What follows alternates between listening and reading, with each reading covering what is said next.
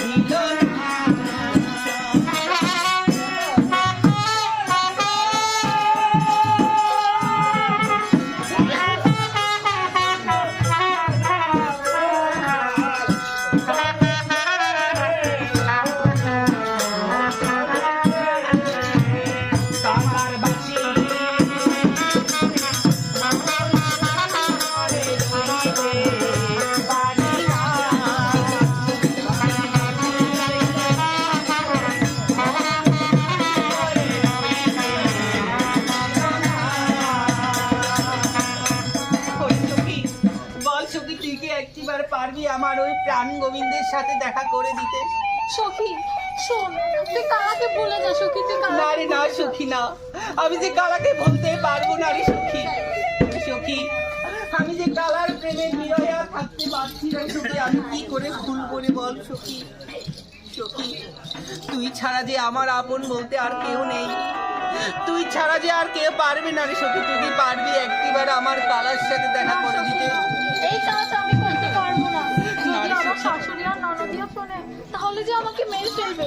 ওরে সখী শুন সখী, তুই যাস রে সখী, তুই যাস রে। তুই চলে গেলে সখী আমাকে একা করে, তাহলে কি আমি আমার কালার দেখা কি পাবো না? আমি যে কালার বিরহিতে আর থাকতে পারছি না। আমি কি করে আমি আমার প্রাণ গোবিন্দের দেখা পাবো বল সখী, বল।